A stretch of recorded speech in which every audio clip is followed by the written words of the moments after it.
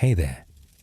Tonight, we're stepping through the heavy oak doors of a medieval castle, your home for the next few moments. Before you settle in, maybe take a moment to like the video and subscribe, but only if this journey into history speaks to you.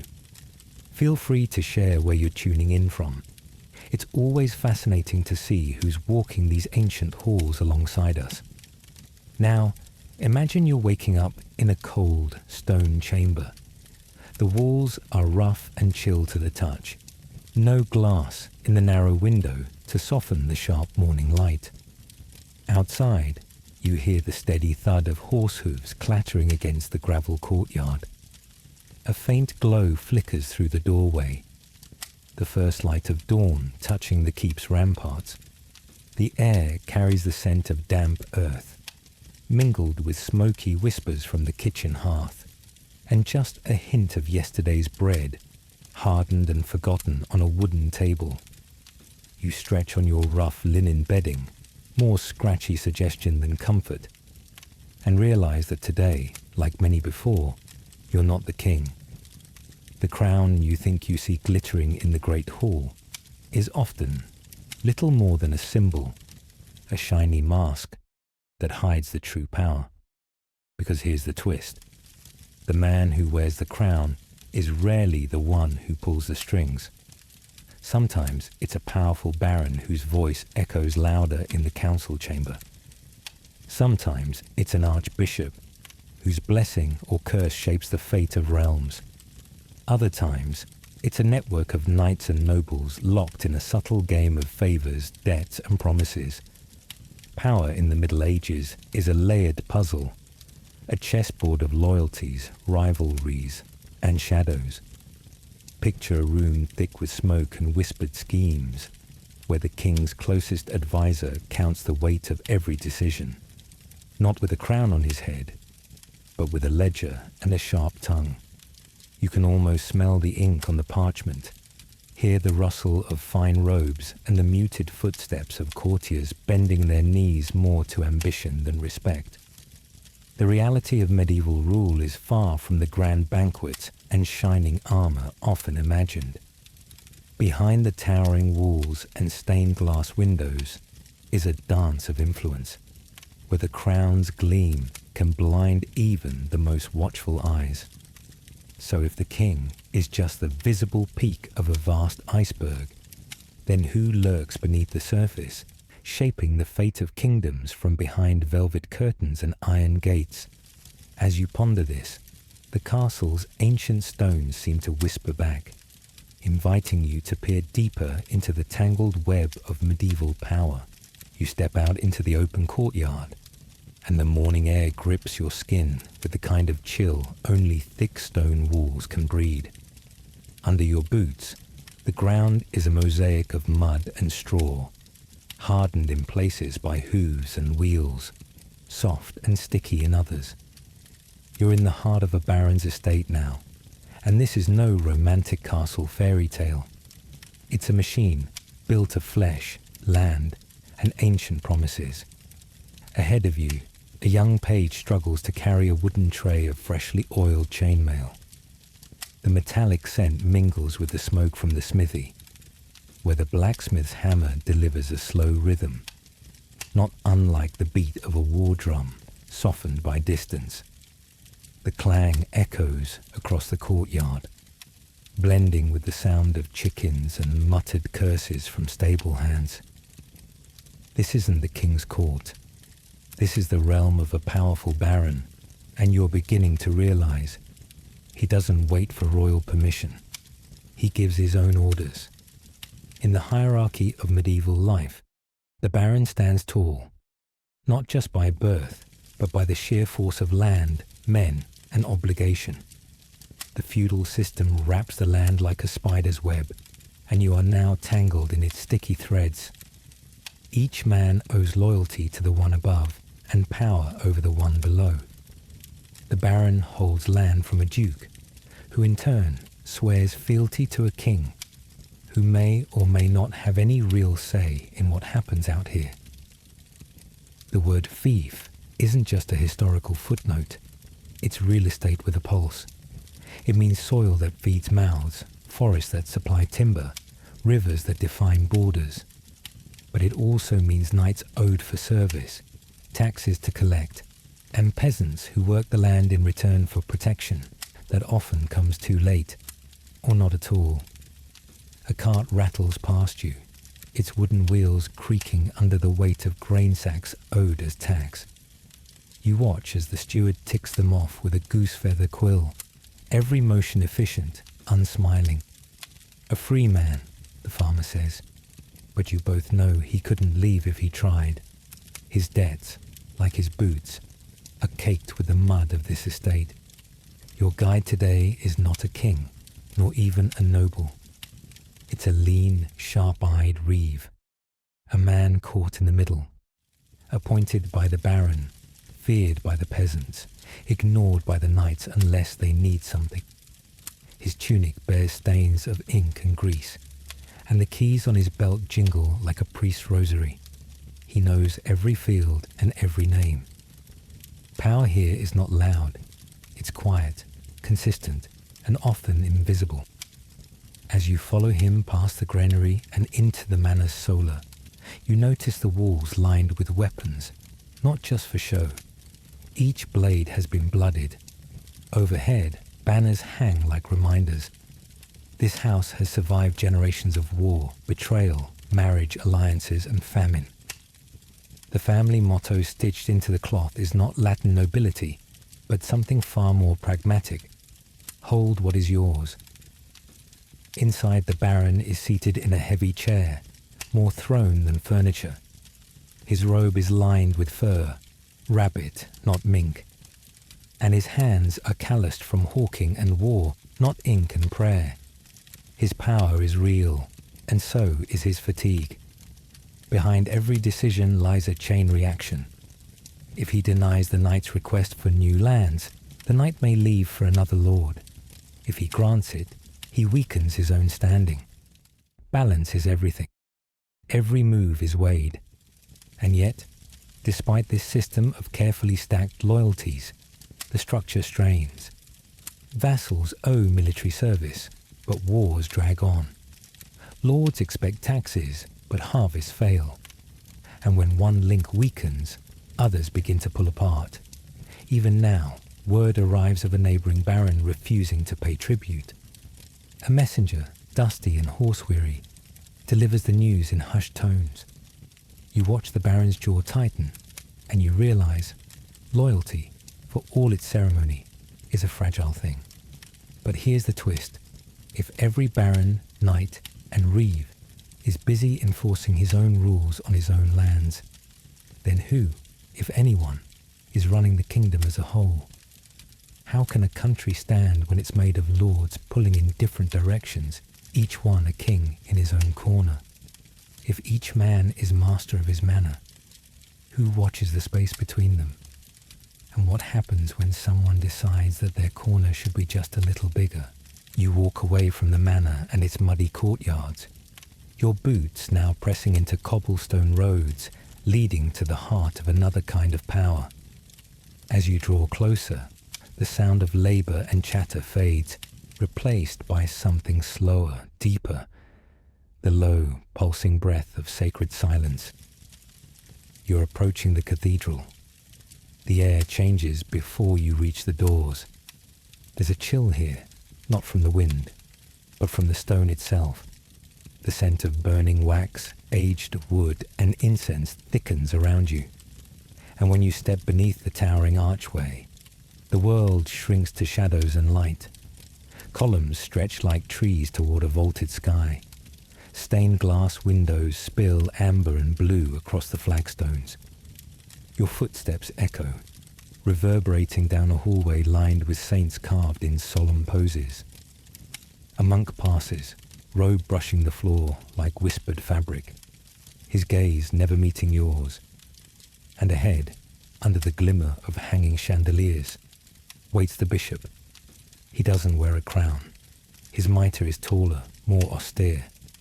His ring gleams as he raises a hand in quiet greeting. This is no mere priest. He holds power beyond steel or soil. When he speaks, even nobles bow their heads. And when he writes a letter, kingdoms hold their breath. In medieval Europe, the church isn't just part of life. It defines life. From the moment you're born to the hour of your death, every rite of passage passes through its hands. Marriage, confession, burial, all under the church's gaze. And the man before you isn't simply a spiritual guide. He is a gatekeeper, a judge, a politician wrapped in robes. He gestures for you to walk with him. Down the echoing corridor, past a library where candlelight flickers against pages of vellum, where scribes bend their backs over sacred texts. Their ink smells metallic, fresh, alive. Here, knowledge is guarded like gold, stored away from the common tongue, read only in Latin. The bishop pauses at a side chapel where a stained glass panel depicts a king kneeling before a pope. You recognize the story. Emperor Henry IV, barefoot in the snow, begging Pope Gregory VII for forgiveness. In 1077, the papal power was so absolute that it could bring an emperor to his knees, quite literally, outside the gates of Canossa for 3 long days and nights. You glance at the bishop. His expression is serene, but there's something hard beneath the calm, a quiet certainty. His authority is drawn not from armies, but from absolution. He can excommunicate a nobleman, strip a ruler of divine favor, and with it, his legitimacy. In a world where heaven and hell are real, where salvation is everything, that kind of power is unmatched. You're led into a chamber where letters are being sealed. One bears the papal sigil.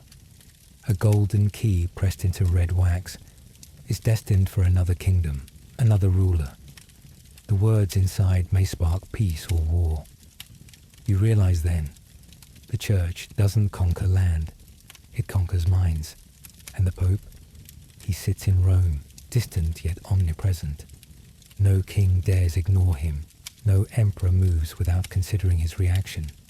Even the fiercest monarchs seek his blessing, because without it, their rule is tainted, illegitimate, vulnerable. You hear it in the bishop's voice when he finally speaks, measured, unhurried, like someone who knows that time itself serves his cause. He talks of indulgences, of church councils, of reforms and rebellions. But woven beneath every word is the quiet reminder. The church is everywhere. Its reach is longer than a sword's, and its punishment is not death, but damnation. Suddenly, the echo of organ pipes rises from the nave. Low, rolling notes that fill your chest and seem to rattle your ribs. You close your eyes, just for a moment, and feel the weight of centuries pressing through the music. The sound is both invitation and warning. You open them to find the bishop watching you, his expression unreadable. He raises an eyebrow, ever so slightly, as if asking a question without words. If kings kneel and emperors beg, if whole kingdoms tremble at a letter from Rome, then what happens when the Pope decides who wears the crown and who must fall? So, the Pope may hold the keys to heaven, but you've just stepped into a world where whispered words can kill faster than any crusade. The palace, the beating heart of a kingdom, wrapped in velvet, but pulsing with unrest. You walk its corridors now, stone polished by noble footsteps, tapestries muffling secrets. The smell here isn't incense anymore. It's beeswax and rosemary, used to scrub the flagstones clean, and underneath it, the faintest trace of something coppery, dried blood perhaps, or old wine spilled during a too quiet quarrel. The air feels still, but tense. You're not alone. At court, power plays dress up in silks. You hear the rustle of gowns brushing along the floor, the clipped tones of courtiers offering compliments like daggers wrapped in ribbon. A knight leans against a doorway, half in armor, half in thought. He watches you, but says nothing. He doesn't need to. Everyone here is listening. Always. This is the king's court, yes. But don't let the title fool you. The king may sit on the throne, but many hands steady, or tip, the crown. Behind every decision is a wife with her own ambitions, a son growing bold, a steward jealous of favor, a jester who sees more than he jokes. You follow the royal chamberlain down a long gallery, your fingers brushing the stone walls carved with hunting scenes. He says little, but his eyes flick over everyone you pass. He's measuring allegiances like weights on a scale. One word out of balance, and the whole game shifts. In the great hall, beneath a canopy sown with golden fleur-de-lis, the king presides, but his expression is not command, it's calculation. On his left, a duchess leans too close. On his right, a bishop murmurs counsel. Behind him, a steward scribbles notes in shorthand that only he reads. The king's voice echoes loudest. Yes, but you realize now, it's being written for him. Servants glide past with platters of roasted fowl, their eyes low. Wine is poured, hands are kissed, favors granted. But no one speaks freely. Every phrase is a performance, every smile a potential snare. Later, you find yourself alone in the Queen's garden. The scent of lavender and damp earth all around. There, beneath a pear tree, a maid hurries past you, clutching a rolled parchment bound with a wax seal. She doesn't notice you. Or perhaps she does, and pretends not to. That letter, you learn, is not addressed to the king, but to his brother. And that brother has begun gathering allies. Within these walls, alliances bloom and wither in silence. The food may be rich, the bed soft, but the blades are always out, even if you can't see them. You think back to the bishop, to the clear lines of church authority. How simple it seemed. But here, truth has layers, loyalties shift like sand, and trust is the rarest currency. The jester passes you in a corridor. Bells on his cap, muted with black thread. He winks, but his eyes are sharp, like knives. Careful where you walk, he mutters. Not all traps snap loud. Then he's gone, his laughter trailing behind him like perfume. Later that night, from a corner of the upper gallery, you see the king alone in his chamber. He stares into the hearth, fingers steepled, unmoving. The fire reflects in his eyes, but his thoughts are elsewhere, far beyond the walls perhaps, or right here, circling like wolves. And you can't help but wonder, if the king cannot trust those closest to him, his family, his court, his own servants, then who can be trusted in a place like this? So then, what if the king isn't trusted within his own palace? Step outside those stone walls, and you'll hear a different rhythm of power altogether. Out here, it's not about silk or scrolls. It's about steel. You find yourself standing at the edge of a training field, where the grass has long since been trampled into a patchwork of churned earth and dried mud. The morning air bites a little at your neck, but the men before you sweat under chainmail and padded linen. You feel the heat rising from their bodies, smell the iron of weapons freshly honed, the faint tang of animal leather and yesterday's effort. And then, the sound. A sword strikes a shield. Another clatters to the ground. A horse snorts and stamps. The clangor of war, rehearsed. These aren't nameless brutes. They are knights. And in medieval Europe, that means much more than just men with swords. You're looking at landowners, law enforcers, miniature lords in their own right. They kneel to kings only when it suits them. More often, they serve power or ambition wherever it calls. One knight catches your eye. His armor gleams with oil and use, not ceremony. His surcoat bears the faded crest of a house known more for battle than diplomacy. He wipes sweat from his brow with a gloved hand, then adjusts his belt where a longsword rests. You walk closer and hear him speak to a younger squire, voice low and sharp, filled with lessons hard-earned. This man has seen real war, not painted murals, but sieges, famine, betrayal, and cold steel at dawn. The knight sees you watching and nods. A kingdom's only as strong as its swords, he says. Then, almost to himself, and the hands that hold them. You follow him through the camp, past smiths tending to armor, horses being brushed, and scrolls posted on wooden boards. Messages from the crown, requests for levies, or notices of border skirmishes. Each tent you pass is its own tiny command post. Knights don't just obey orders, they issue them. Many are vassals in their own right, commanding men, managing estates, judging disputes. Some even collect taxes, lead patrols, or crush local revolts when the king is too far away or too distracted. You reach the armory and pause.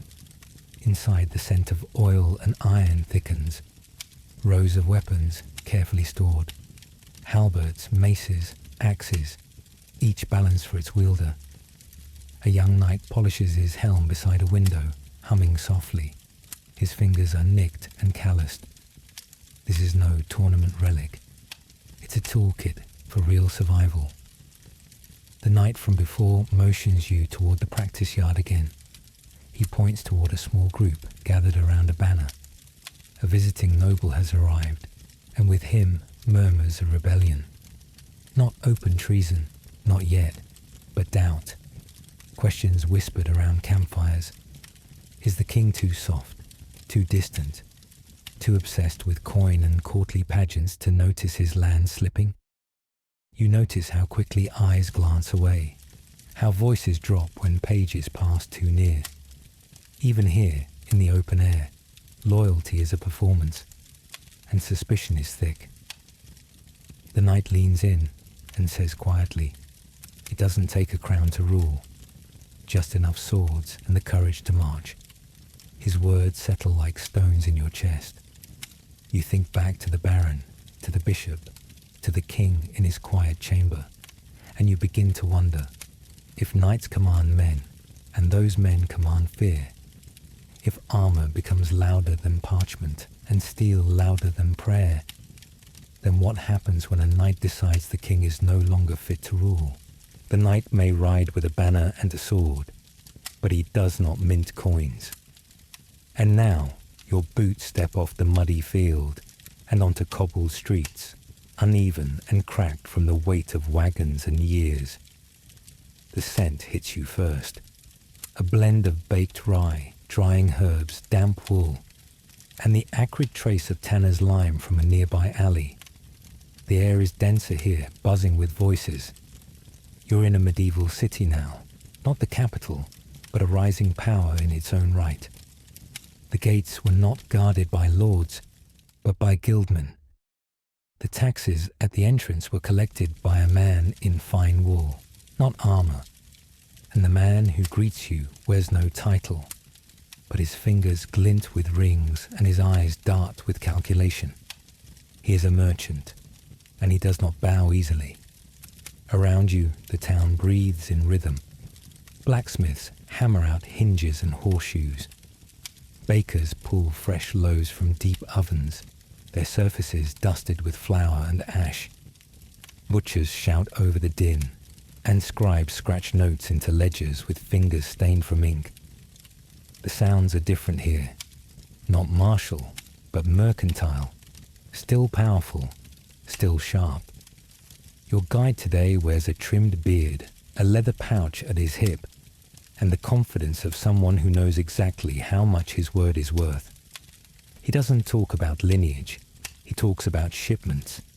He leads you through a market square where bolts of dyed fabric ripple in the breeze, scarlet from Florence, indigo from Flanders. Each one represents a connection, a promise, a thread in a much larger web. This city used to answer to the Duke, he says with a grin. But now the Duke asks us to fund his campaigns. You walk beneath wooden signs marked with symbols. The brewer's keg, the cooper's hoop, the cobbler's boot. Each one belongs to a guild, a powerful collective of artisans who set rules, prices, and standards. These guilds aren't just professional bodies. They are political engines. They decide who works, who advances, and who is cast out. Membership is everything. Without it, you're invisible. At the guild hall, you're welcomed into a long timber hall where banners hang from beams and a heavy table dominates the room. Around it, masters sit discussing more than trade. They speak of tariffs, grain supply, water rights. Their decisions ripple beyond the walls, into the countryside, into the nobility. Some of them lend money to lords. Others refuse to trade with certain baronies. A few have sons married into minor noble lines. The walls here don't bear coats of arms. They bear contracts. Charters signed by kings and sealed by bishops. Documents that guarantee freedoms, self-governance, and the right to tax themselves. In return, money, lots of it. Enough to build bridges, fund militias, and when necessary, buy silence. Your merchant leans close and says, "We don't raise armies, we hire them. We don't issue edicts, we buy them. And when a noble wants something, land, favor, safety, he comes to us." The city buzzes well into dusk. Lanterns swing from iron hooks. The taverns fill with laughter and debate. You pass a scholar arguing exchange rates with a brewer, while a mason draws plans for a new stone wall near the harbour. No one here speaks of bloodlines. They speak of profit. And yet, not all lords are pleased. You hear whispers that some barons see cities like this one as threats. Some demand tribute. Others impose blockades. But cities adapt. They trade elsewhere. They grow wealthier, more defiant. You enter a printing house where fresh paper lies stacked in sheets, pressed with block-printed symbols. Literacy spreads here not in monasteries. Ideas move faster than messengers, and power shifts quietly, like the tide beneath a stone bridge. As the night sets in, you climb a narrow staircase to a merchant's loft. From the window, the city lights flicker like stars on the ground, far more than any castle could muster. Below, deals are struck. Above, plans are drawn. You lean on the wooden frame and listen to the hum of prosperity. And then you ask yourself, if wealth builds walls, hires guards, influences lords, and funds kingdoms, then can a merchant ever become as powerful as a monarch? You leave behind the clamour of the city and step once more into the world of stone walls, echoing footsteps and whispered negotiations. But this time, it's not the throne room you enter. It's the Queen's chambers. The air is warmer here, softer. The scent of dried lavender and crushed mint leaves lingers like memory in the tapestry-lined corridors. You brush past a curtain of embroidered silk, and suddenly the soundscape shifts. Low conversation, the rustle of heavy skirts, the soft scrape of quills on parchment. A hearth glows steadily in the corner. No shouts, no clashing steel. And yet, something sharp hides in the silence. A maid passes you carrying a tray, polished silver, a teapot steaming gently beside a small bowl of rose petals. She glances sideways, cautious, knowing full well that this room, for all its softness, holds the weight of a kingdom's heart. You're not in the presence of kings now. You're in the shadow of queens, regents, mothers, wives, daughters, women whose names may not always be carved in stone, but whose choices shape dynasties. Across the room sits the queen herself, not in court robes, but in a deep green gown, her fingers busy with embroidery she doesn't seem to notice. Her eyes are elsewhere, on the messenger kneeling before her, head bowed low, voice barely more than breath. You can't hear the words, but you see the queen's brow lift slightly, then smooth again. This is power, not declared, but woven. In the medieval world, women were rarely granted open authority, and yet, again and again, they found their way to the heart of control. Queens served as regents when their sons were too young, as diplomats when their husbands were absent, as advisors cloaked in velvet rather than steel. Take Eleanor of Aquitaine, for example, Queen of France, then Queen of England, mother to 2 kings. Her influence stretched across decades and continents, surviving rebellion, imprisonment, and court scandal. Or Margaret of Anjou, who during the Wars of the Roses wielded more political force than her feeble husband ever could. These women did not need swords. They had patience, alliances, secrets. They understood the value of marriage contracts, the power in a rumour, the consequence of silence. You are led deeper into the Queen's private solar. High windows pouring in soft afternoon light, filtering through gauze curtains. A group of ladies-in-waiting sit by the hearth, weaving stories between stitches. One of them pauses as you pass, her gaze lingering a moment too long. She knows something, or perhaps she is something. A chessboard rests on a side table. Halfway through a game, the queen is white, and she is winning. She rises and crosses the room, her presence measured, confident. She offers no curtsy, no greeting, only a question. How many men must whisper before a woman's truth is heard? She gestures toward a stack of sealed letters on her desk, each one addressed to nobles, clerics, and military men, each written in her hand, though signed by her absent husband. Outside the chamber, you hear distant bells, not for prayer, but for an arrival, a messenger from another kingdom, a potential alliance, or a declaration of war. It is not the king who will greet him first. You are shown a passageway behind the queen's room, narrow, hidden behind a tapestry. A servant explains without expression that it leads directly to the king's council chamber. The queen listens there, sometimes unseen, sometimes not. She knows every decision before it's made. As night descends, the ladies retire, and you are left standing near the embers of the hearth. The queen sits once more, lifting a book from a shelf. Latin verses, illuminated with gold. She reads without moving her lips, eyes flickering with something you cannot quite name. And in that moment you wonder, if the men hold the titles, the banners, the thrones, then who, truly, spins the web that binds the crown? You follow the echo of hoofbeats and war drums now, leaving behind candle-lit chambers and whispered alliances. The road stretches before you, rutted, muddy, lined with broken milestones and forgotten banners. You ride alongside a convoy of armored men, their eyes shadowed, their crests faded from too many campaigns. The sky is grey, the wind tastes of iron. You're not headed to a court, you're riding toward a battlefield. You don't hear the crack of gunpowder, not yet. This is still the age of blades and bows. The weapons are simple, but the politics are not.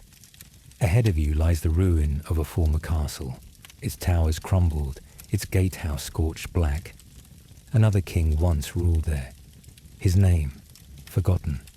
His cause, lost. But his blood still stains the ground. In the medieval world, crowns don't always pass smoothly from father to son. Sometimes there is no son. Sometimes there are 3. Sometimes a nephew, a cousin, or an ambitious brother decides that bloodlines matter less than opportunity. You pass a cart dragged by weary oxen. On it, wounded soldiers groan under linen wraps soaked red. One murmurs a name you don't recognize. A fallen lord, perhaps, or a pretender who promised more than he could deliver. You wonder if he once stood where you now stand, at the edge of something vast and terrible. The camp spreads out like a temporary city. Tents sag under the weight of wet canvas. Smoke rises from cook fires, mixing with the scent of boiled oats and burning horse dung.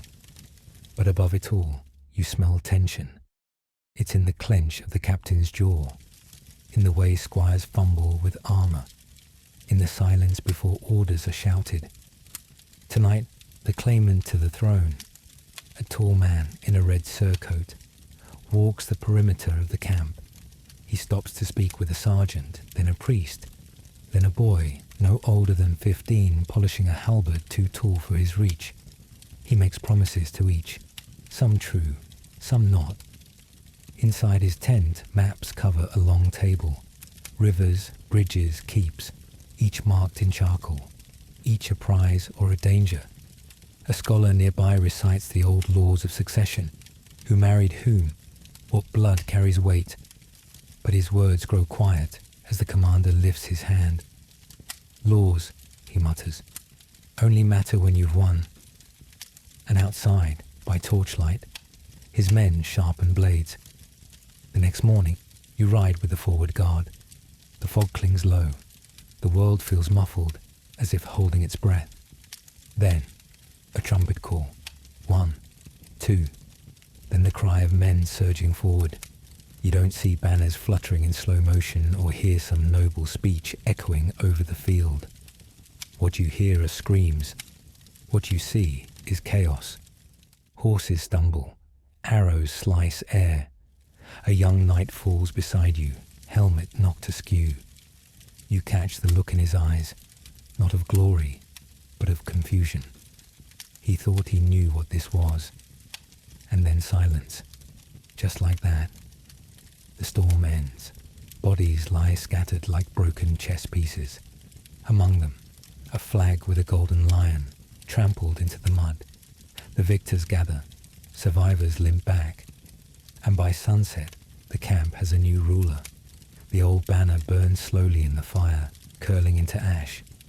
A herald announces the new claim to the throne. The name changes. The crown, if there was one, is retrieved from a chest and polished until it shines again. But the faces around the fire remain wary, because they know this won't be the last time.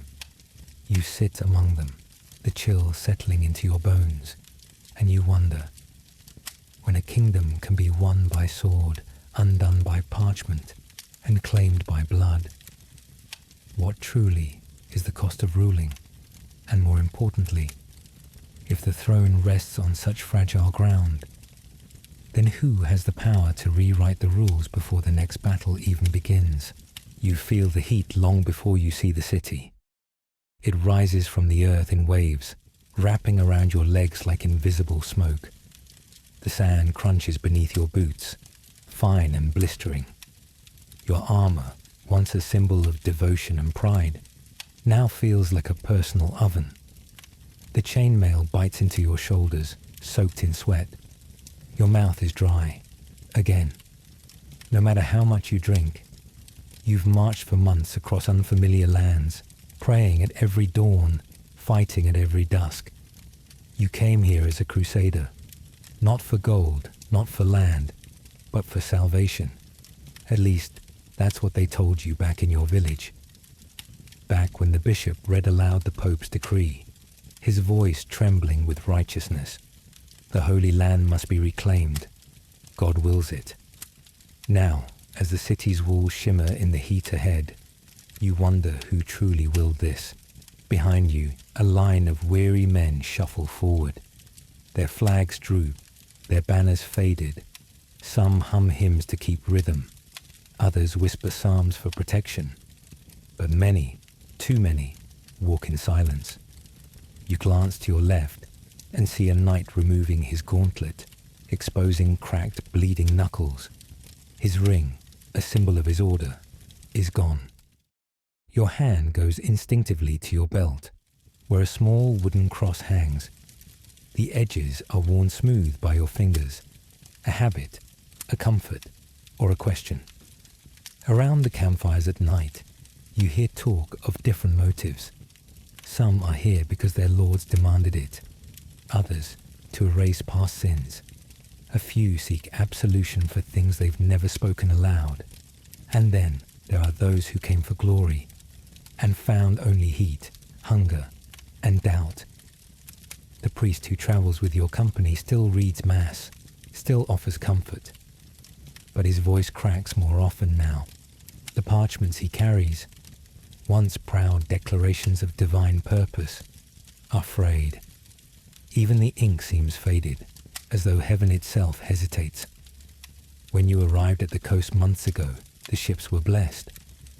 Bells rang, crowds cheered. You felt like a soldier of light. But then the politics began. Kings disagreed. Commanders argued. Supplies disappeared. Some allies turned back. Others changed sides. You remember one French knight, eloquent, devout, and calculating. He spoke more with priests than generals. His letters, sealed in wax bearing a bishop's mark, carried more weight than any sword. And somehow his voice always found its way into the council, even when his men were too few to matter. You ask yourself, is faith a shield or a lever? Now, as you stand atop a dune, peering at the domes and towers of Jerusalem, or is it Acre? You realize you don't even know which city you're about to fight for, or why this sand matters more than any other. A horn sounds behind you. Orders shouted. Shields lifted. You march again. This time you keep your eyes forward. The gates are shut. You expect arrows, boiling oil, screams. Instead, there's only the wind. It carries with it a strange scent, a blend of frankincense, dried blood, and rotting wood. The siege begins at dawn. You sleep on stone, eat hard bread soaked in sweat, and dream of home, of green hills and rain, of silence. In the chaos of the next day, you find yourself separated from your unit. You wander through a breached alley, stepping over broken pottery and fragments of painted tiles. A child stares at you from a doorway. He says nothing. You lower your sword. He vanishes. Later, you see a bishop ride through the ruins, flanked by guards. His robes are spotless. He blesses the fallen, but does not look them in the eye. His voice rings hollow in the courtyard. The war has been won. God is praised. But you, standing amid the rubble, can't help but wonder, if this was God's will, then whose kingdom really grew stronger? And if banners can be raised in his name, armies blessed, and lives ended, is religion the purest light of power, or its most shadowed veil? The stone beneath your feet is colder now. You descend into corridors no torchlight reaches naturally, where flame flickers not for warmth, but for silence. You've left the halls of open rule, the throne, the banners, the laws recited before crowds. Here, behind heavy doors and tapestries that never move with the wind, decisions are made in whispers. You feel the shift in air as you turn the corner, the faintest scent of wax, dust, and something sharper. Not blood, not fear, secrecy. You step into a chamber lined with books whose titles are written in codes, not names. A heavy table dominates the room, though no food is served here. Instead, maps, letters, sigils, and a single candle, low and steady. Around it, men and women sit, not in armor, but in robes, rings glinting faintly from beneath sleeves. You don't know their titles. You're not meant to. A scroll is passed to you. It's sealed with black wax, no crest, only a circle within a circle. Inside, a list of names, none familiar, except one, the king's brother. A red line has been drawn beside it. You're not told why. You don't need to be. This isn't a royal council. This is something older, deeper. You're in the presence of a fraternity, not one born of blood, but of allegiance to silence, to continuity. These aren't rebels, they're caretakers of balance, or so they say. In medieval Europe, power wasn't only found in the open. It lived in coded symbols carved into arches, in meetings under the guise of prayer, in sealed letters sent with traders, not couriers. You learn of the White Brotherhood, of the Order of the Owl, of the Black Hand of Brabant. Some existed to protect order, others to undo it. One man across the table opens a box, inside an iron key without a lock. A message, he says, nothing more. He points to a map. A monastery in the mountains, 3 days' ride. The monk there will know what to do. You ask no questions. That too is part of the game. Outside, the castle seems unchanged. Guards still walk the walls.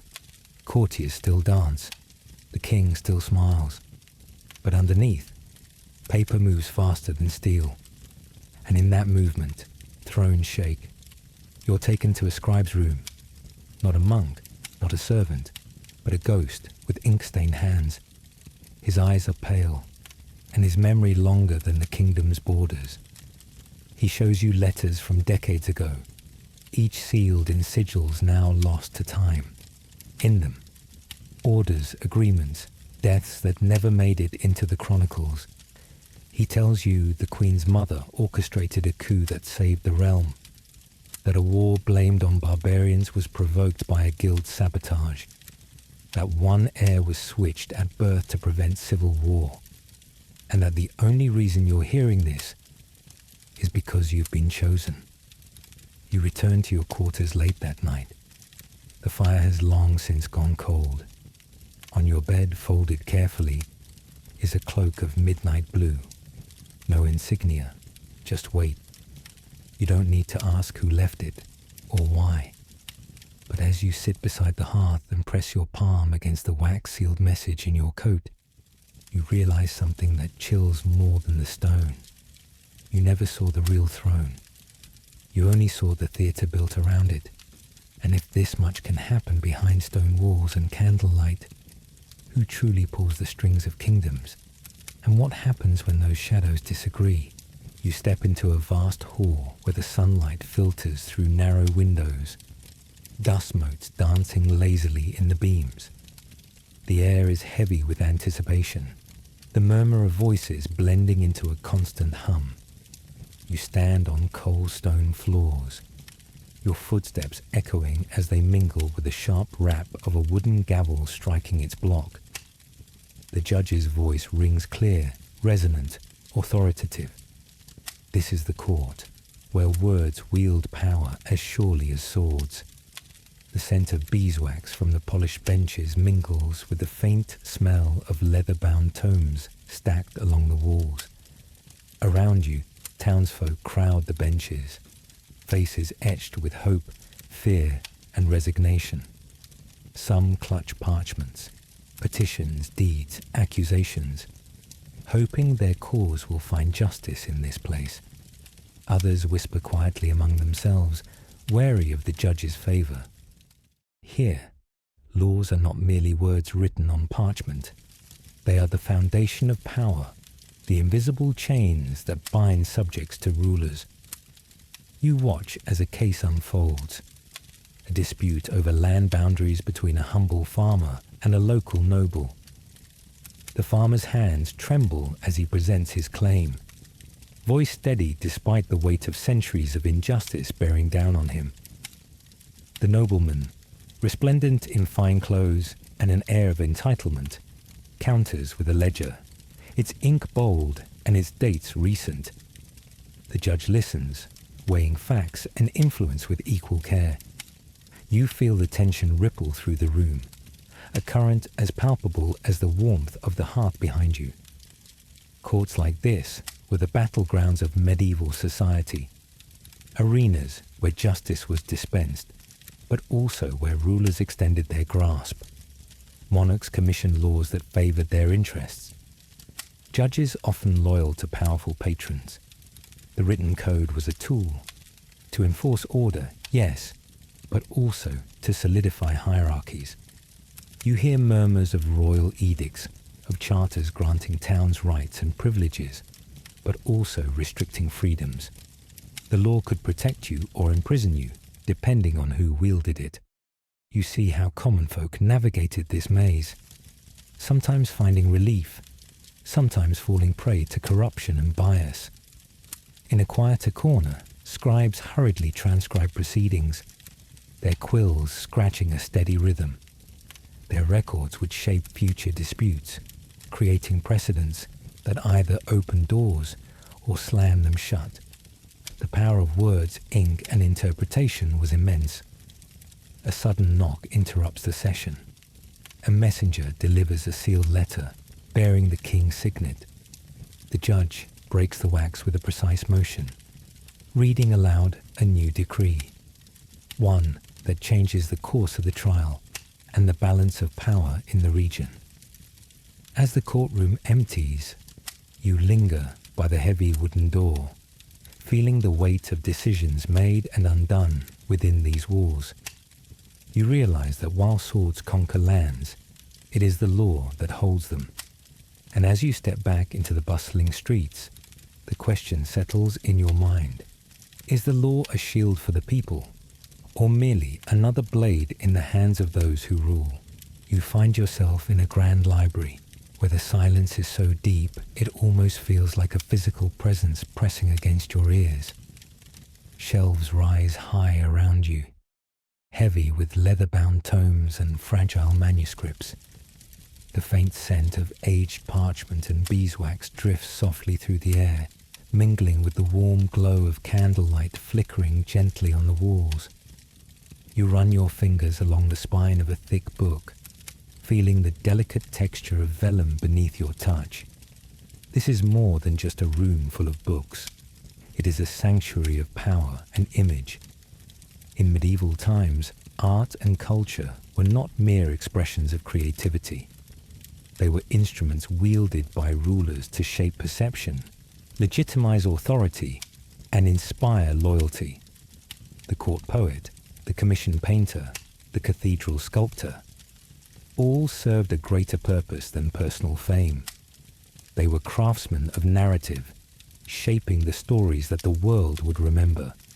You imagine a royal scriptorium, where monks meticulously copy manuscripts, their quills scratching out the sacred and secular alike.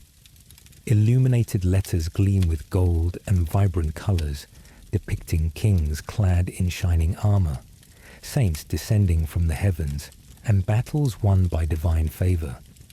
These images were not only decorative but persuasive, reinforcing the divine right and grandeur of those in power. Outside, the sounds of a minstrel's lute float through a castle courtyard. The tune is melancholy yet hopeful, telling tales of heroic deeds and noble bloodlines. As you listen, you realize that music too played its role.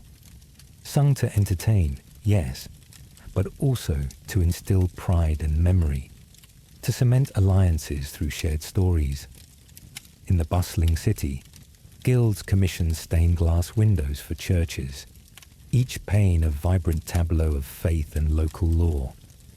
These artworks educated the largely illiterate population, teaching moral lessons and the legitimacy of rulers in vivid, lasting images. The cathedrals themselves, towering and awe-inspiring, were monuments not only to God, but to the patrons who funded their construction, a silent testament to their wealth and influence.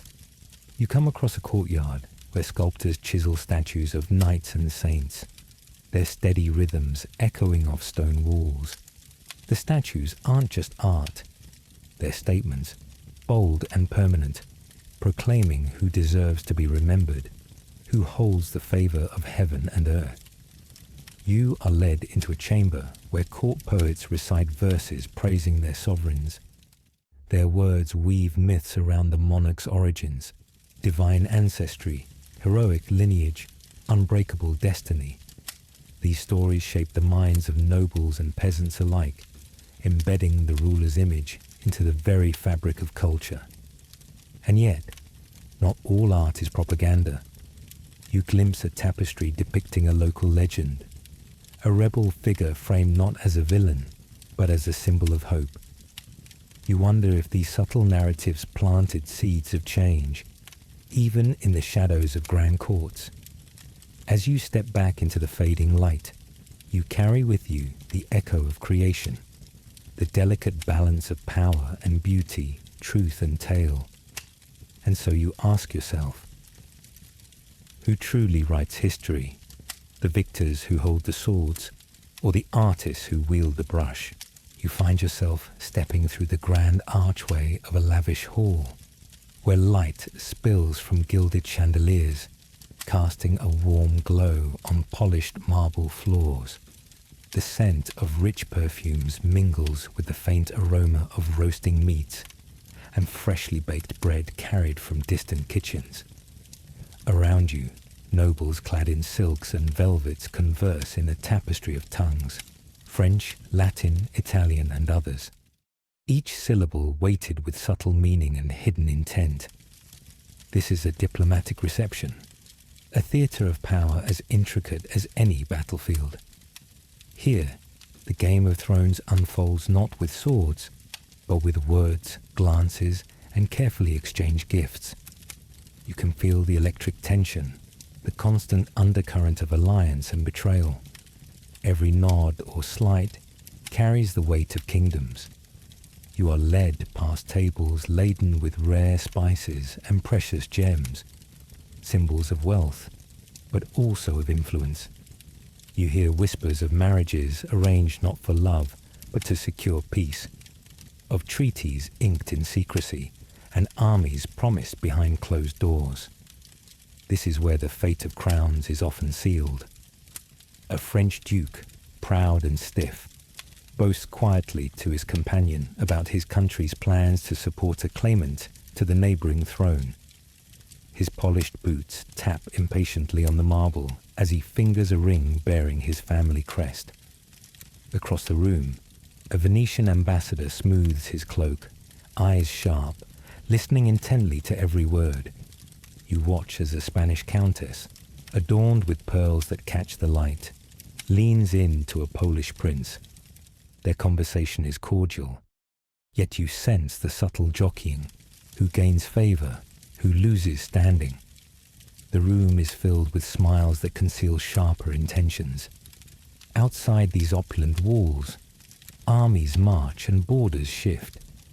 But inside, it's the whisper of alliances that often determines the outcome before a single sword is drawn. You overhear talk of foreign loans, mercenary bands, and secret envoys sent to sway rebellious lords. One noble raises a glass of deep red wine, its scent rich and fruity. "Remember," he says, voice low, "it is not the strength of armies, but the strength of allies that crowns kings." You find yourself wondering about the men and women behind these masks. What dreams and fears drive them?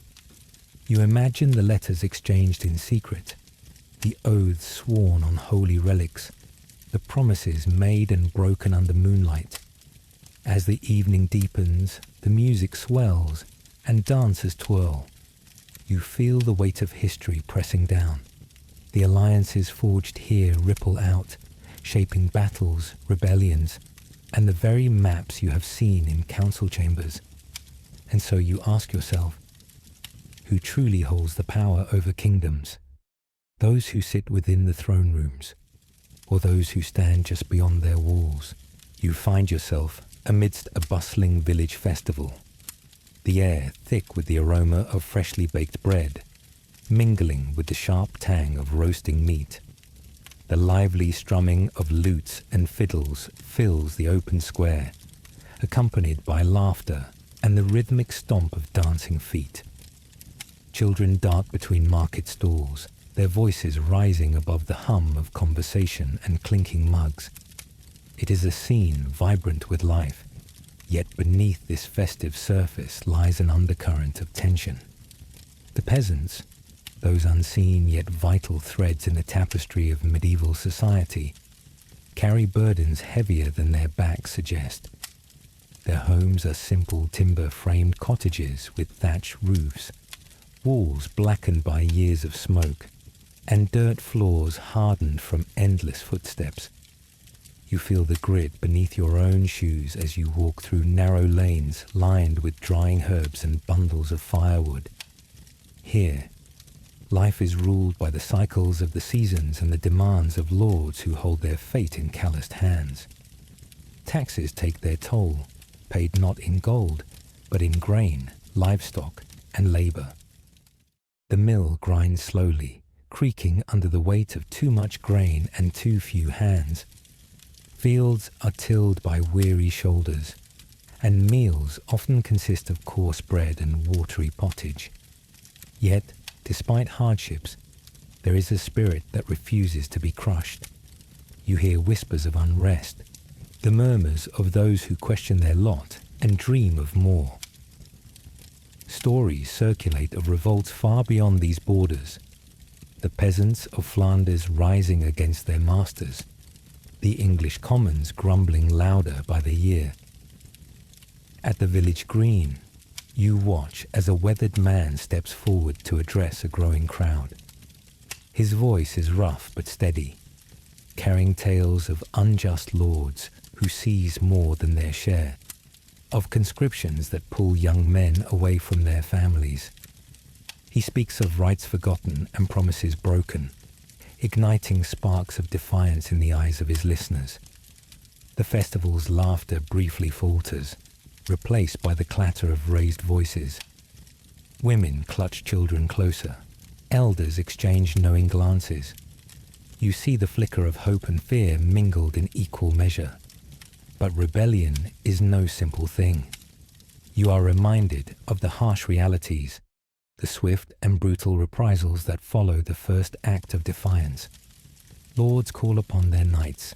Armies march with banners held high, and punishments fall like thunder on those who dare challenge the established order. Yet history shows these uprisings leave marks. Laws amended, taxes reconsidered, privileges granted. Sometimes they sow the seeds of change that ripple through generations. You wander towards the edge of the festival, where a young peasant woman sings a ballad of freedom, her voice clear, carrying across fields and hills. Her words speak not only of struggle, but of resilience, of a yearning for a voice within the halls of power. As night falls and torches flicker against the darkening sky, you stand alone beneath the stars. The revelry quiets, and the weight of centuries seems to press upon your shoulders. And so you ask yourself, can the hands that till the soil and raise the hearth truly shake the pillars of the throne? You stand in the throne room, a vast chamber of stone and tapestry, where the low murmur of courtiers mixes with the sharp clink of coins being counted. The air smells faintly of candle smoke and polished wood, mingling with a subtle aroma of ink from ledgers stacked high on a carved oak desk.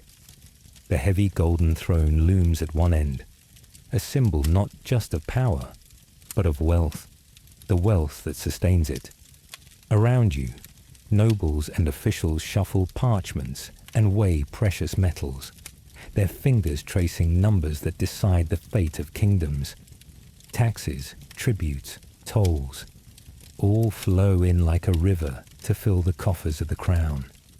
You feel the weight of that gold, both in coin and in consequence. You hear the rustle of silk robes as a royal treasurer approaches, a pouch of silver coins in hand. Each coin tells a story, minted in distant lands, passed from hand to hand, crossing borders and seas. They are the lifeblood of medieval rule. Outside the court, the kingdom buzzes with economic activity. Markets thrive with merchants trading spices, cloth and salt, commodities that could make or break fortunes. You sense the hum of commerce, the barter cries mingling with the clatter of hooves on cobblestones.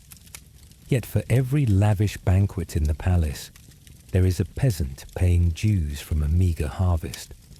The grind of taxation presses hard, Levies demanded to fund armies, build fortifications and maintain courts. Sometimes these burdens spark resentment, even rebellion. You imagine the collection of taxes, sheriffs riding into villages, coins counted and recorded, disputes over assessments settled with harsh words or harsher punishments. The treasury is never full enough, and the demands never end. Within the court, the accumulation of wealth is visible not only in coin, but in splendor. Rich tapestries hang from walls, jewel-encrusted crowns glitter under chandeliers, and gold embroidery adorns the garments of those in favor. Luxury is a language spoken fluently here, a clear sign of influence. You glimpse a young noblewoman draped in velvet, her fingers adorned with rings set with sapphires and rubies. Her presence commands attention, a living testament to the power wealth confers. But you also see shadows, debts owed to foreign lenders, court intrigue fueled by financial desperation, and the constant balancing act of funding ambitions without collapse. A messenger enters, bearing a sealed scroll. The king breaks the wax and reads a report. Harvests are poor this season. The treasury warns of impending shortages. You watch as concern flickers across faces that rarely show fear. As the day fades, you hear the distant clang of the mint, where raw metal is transformed into currency, forging the tangible symbol of authority. Coins that will buy loyalty, armies and peace, or spark envy and unrest. You step outside the hall, feeling the cool evening air on your face. The glow of lanterns lights the streets, where commoners haggle and traders close their stalls. The balance between wealth and power hangs by a thread, woven from the sweat of laborers and the ambitions of kings. And you wonder, where does the wealth that crowns empires truly come from? Is it the toil of the many, or the schemes of the few who hold the purse strings tight? You find yourself in a narrow, dimly lit corridor deep within the stone walls of a fortress. The air is thick with the scent of damp earth and faint traces of smoke from a distant hearth. Your footsteps barely make a sound as you move, and every breath you take seems louder in the tense silence. The flicker of a distant torch casts dancing shadows on the rough-hewn walls, concealing secrets as old as the castle itself. This place is not just a passage. It's a conduit of whispered secrets and hidden plans. You feel the weight of every glance, every hushed conversation carried on the wind. Here, the power of kingdoms often hinges on the unseen. The spies, messengers, and informants who gather knowledge where swords cannot reach. You recall tales of secret letters, folded and hidden within false bottoms of saddlebags, passed under moonlight to trusted hands. The early spy masters operated with little more than intuition and cunning. Yet their impact could turn the tide of wars or topple monarchs. You sense the constant danger these shadowy figures faced, their lives balanced on the sharp edge between information and betrayal. The corridor leads you to a small chamber where a lone figure sits by candlelight, a quill scratching hurriedly across parchment. This is no ordinary scribe. This is a keeper of secrets. His eyes flicker with a mix of fatigue and fierce determination. He deciphers codes and compiles reports that might never see the light of day. Yet their influence ripples through courts and battlefields alike. Outside, you hear muffled footsteps and whispered warnings. The palace guards patrol, unaware of the covert exchanges taking place just beyond their gaze. The game is delicate.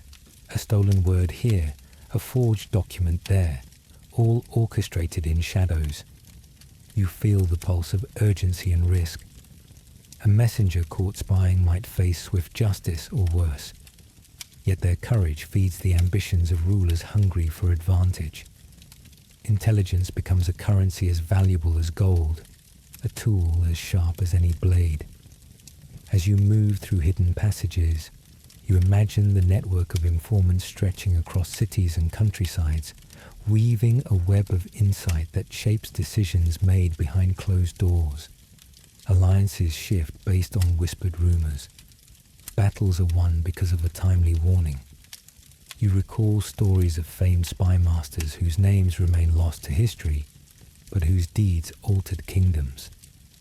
Their legacies live on in the delicate balance of trust and suspicion that defines power. As the candle flickers low, you realize that the pursuit of knowledge is also a dance with danger, a constant game of deception and truth. And so you wonder, who truly governs the fate of nations? Those who wield the sword, or those who hold the secrets whispered in the dark? You find yourself seated by a flickering campfire, its warm glow casting dancing shadows across the faces gathered close. The air is filled with the smoky scent of burning wood, mingling with the earthy aroma of damp grass and crushed leaves beneath your feet. Around you, voices rise and fall in rhythmic cadence, weaving tales of heroes and marvels, of kings who walked with gods and dragons that guarded treasures. This is the world where history blurs with legend, where the line between truth and story is as shifting as the flames before you. You listen as an old bard, his voice gravelly yet captivating, recounts deeds so grand they seem almost impossible. A king whose sword never missed, a queen whose tears could heal wounds, a battle won not by armies but by magic. The stories are not just entertainment, they are tools of power. They cloak rulers in an aura of divine right and supernatural might, justifying their claim to thrones and inspiring loyalty among their subjects. You feel the tension in these narratives, awe mixed with fear, hope intertwined with obedience. Imagine the peasants who gather at market squares, mouths agape as tales of royal miracles spread. The nobility who commission poets to craft epics portraying their ancestors as gods incarnate. The chroniclers who, with careful ink and solemn quill, blend fact and fiction into histories meant to endure. You hear of founding myths, kings descended from celestial beings, dynasties born of sacred unions, enemies transformed into monsters to justify wars. Each legend serves to cement authority and shape collective memory. But with every story comes a question. What truths lie hidden beneath the embellishments? What parts of history have been lost in the mist of myth? As the fire crackles and the night deepens, you sense the power of these stories to inspire, to control, and to shape the very fabric of society.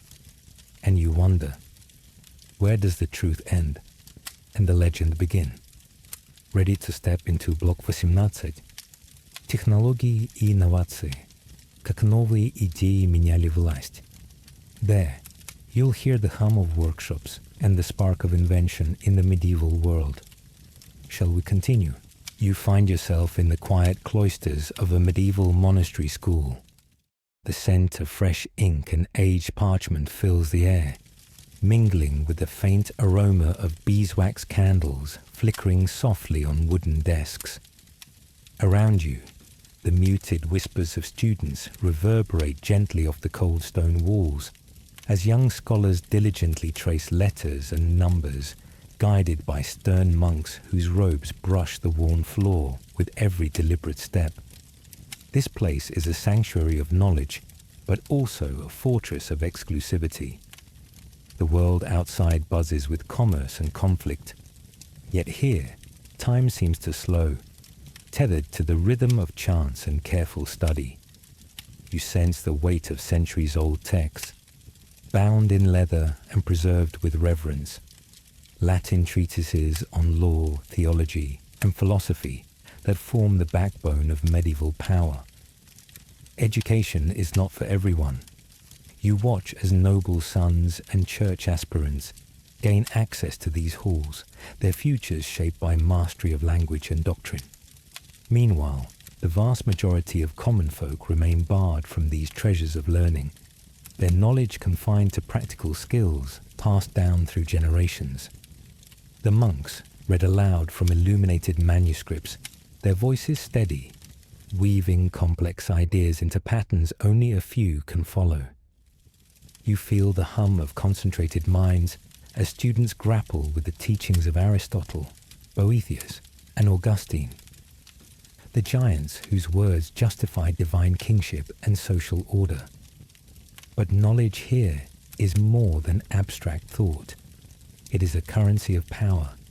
It grants the clergy influence over monarchs and commoners alike, shaping laws and guiding moral codes. You imagine the privileges this education bestows: the ability to write decrees, to interpret divine will, to advise kings in matters both sacred and secular. Outside, the illiterate masses labor in fields and workshops, their wisdom rooted in experience rather than books. You hear the distant clatter of blacksmiths' hammers and the chatter of market stalls, the practical world where power is often measured differently. Yet education also sows the seeds of change. Some students question old dogmas, pushing boundaries that will one day transform societies. The tension between tradition and innovation quietly brews within these stone walls. As dusk falls, the golden light through stained glass windows casts kaleidoscopic patterns across desks, cluttered with quills and scrolls. The silence deepens, broken only by the scratching of pens and the turning of fragile pages. And so you wonder, is knowledge truly the key to the throne, or a luxury reserved for a chosen few? You stand at a bustling medieval harbour, the salty breeze from the sea brushing your face and mingling with the distant cries of sailors and merchants shouting orders.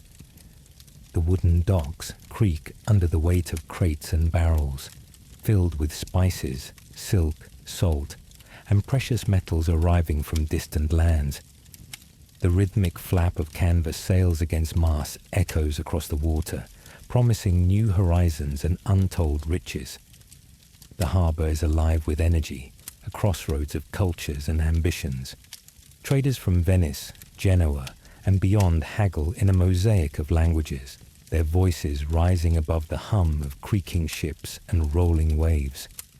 You can almost taste the mixture of sea spray and exotic perfumes, cloves, cinnamon, and myrrh, wafting from cargo holds. Here, power shifts quietly but decisively. The old feudal lords, whose authority came from land and lineage, watch as a new class rises. The merchants and mariners who command the flow of wealth across continents. You feel the tension between tradition and innovation, the stirrings of a world on the cusp of transformation. Imagine the voyages undertaken on fragile wooden ships, braving storms and unknown waters. The daring captains navigating by stars and compass, chasing profits and prestige. You hear tales of colonies founded, trade routes secured, and alliances forged through commerce rather than conquest. The wealth accumulated from trade doesn't just fill coffers. It buys influence, builds cities, and reshapes societies. Port towns swell with prosperity and ambition. Merchant guilds wield power that rivals that of dukes and princes. Banking houses lend gold to monarchs, financing wars and coronations alike. Yet, this new power brings challenges. Pirates lurk offshore, ready to seize treasure. Rival merchants plot in shadowed taverns, and the ever-present threat of economic collapse looms. Trade routes become battlegrounds not just of goods, but of ideas and loyalties. The clatter of coin exchanges mingles with the murmur of political intrigue. You sense how commerce becomes a double-edged sword, a force for growth and conflict, innovation and instability. As twilight falls over the harbour, Lanterns flicker to life, casting golden reflections on the rippling water. The smell of smoked fish and roasting meat drifts from taverns where sailors and traders gather, their conversations a blend of dreams and schemes. And you ponder, could a merchant's ledger someday outweigh a king's decree? Could a ship's flag claim more loyalty than a royal banner? You find yourself in the heart of a vibrant medieval festival. The air is alive with the sound of lutes and flutes weaving melodies through the bustling crowd. The steady rhythm of drums pulses softly beneath the music, beckoning dancers to the center of the village square. Around you, brightly dressed townsfolk sway and twirl, while children dart between tents selling woven goods and fragrant spiced treats. The aroma of roasting meat mingles with the scent of fresh wildflowers tied into garlands worn by noble ladies and commoners alike. You feel the coarse texture of a linen tunic against your skin, the roughness grounding you in this moment suspended between celebration and ceremony. Here, beneath the laughter and revelry, lies an invisible thread binding everyone. Social norms and customs that hold the delicate fabric of power intact.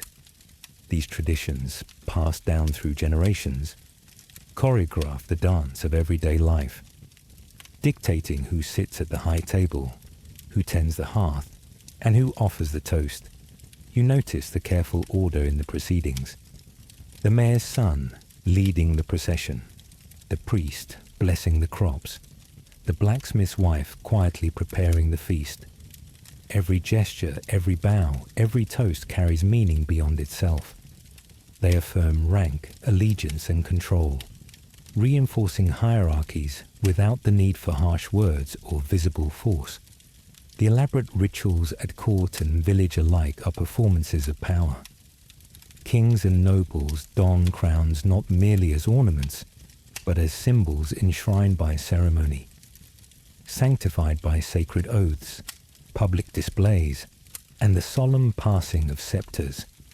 In these moments, power feels both absolute and delicate, made tangible through shared belief and collective participation. You can almost hear the whispered stories told beside hearth fires, tales explaining why some are born to rule and others to obey, why order is sacred and chaos feared.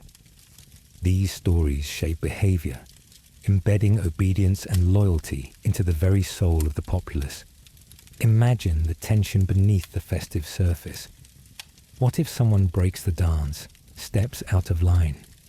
Social norms have teeth, backed by gossip, exclusion, or worse, accusations of heresy or treason. You feel the invisible walls closing in on those who challenge tradition. Yet, for all their rigidity, customs also create belonging and identity. They mark seasons, celebrate faith, and offer comfort through repetition. They unite diverse peoples under a shared understanding of how the world works. As the twilight deepens, the flickering torchlight casts dancing shadows over the cobblestones. The music slows, voices soften, and the village breathes in unison, bound by unseen laws that govern hearts as much as minds. So you ask yourself, why do people follow rules even without fear? What power lies in tradition itself? You stand at the edge of a smoking castle, the air thick with the acrid sting of burning timber and churned earth. The distant roar of battle crashes in your ears, punctuated by the sharp cries of soldiers and the clash of steel. Dust swirls around your feet, mingling with the scent of sweat and fear. You feel the tension vibrating through the very stones beneath you, as centuries-old walls tremble under the weight of chaos. This is the moment where dynasties collapse and new powers rise from the ashes. A violent dance of endings and beginnings. Imagine the flickering torchlight casting long shadows across the shattered banners of once mighty houses, their colors torn and faded by the relentless march of time and conflict. In this tumultuous arena, Kings and nobles are not invincible gods, but fragile mortals caught in the relentless tides of ambition, betrayal, and war. You hear whispers of secret alliances forged in darkness, of heirs snatched from the jaws of death, and of revolts fueled by desperation and hope. Witness how a single failed campaign or a lost battle could unravel the fabric of centuries-old rule, sending shockwaves through kingdoms and sparking fierce power struggles. The crowned heads that once commanded armies and dictated fate now scramble to hold onto their thrones, while opportunists sharpen their blades and prepare to claim what is theirs. Feel the raw pulse of uncertainty gripping the land. Common folk watch anxiously as their world shifts beneath them, wondering who will wield power next and what new order will rise from the ruins. The air hums with questions and fears, but also with a strange promise of renewal. And so you ask yourself, how does one prepare for the inevitable winds of change? Who truly survives when empires fall? You find yourself in a quiet chamber, the flickering glow of a lone candle casting gentle shadows on ancient stone walls. The air is calm, carrying the faint scent of old parchment and polished wood. Around you, the echoes of countless stories seem to whisper. Tales of kings and queens, nobles and peasants, intrigues and alliances that wove the intricate tapestry of medieval power. Imagine a soft voice gently guiding you, weaving all the threads of what you've learned so far, reminding you that medieval power was never simple or singular. It was a layered, shifting network of influence where the throne was just one piece of a vast and complex puzzle. You picture the castle halls filled with not just monarchs, but advisors whispering secrets, church leaders brandishing spiritual authority, knights wielding steel and loyalty, merchants amassing wealth beyond kingdoms, and common folk whose lives quietly shape the fate of nations. Feel the rhythm of this living history, a dance of ambition, tradition, fear, and hope. The weight of crowns balanced precariously on the shoulders of those who knew that ruling was less about absolute control and more about constant negotiation with unseen forces. As your thoughts drift, you realize that power in the Middle Ages was less a throne or a crown, and more the invisible threads woven through relationships, customs, and belief. And so you linger on this final gentle question, one that needs no answer but invites reflection. What if power is not what we see, but what we feel? Let this thought cradle you as you drift, letting the mystery of history soothe your mind, and the layers of medieval life lull you into restful contemplation.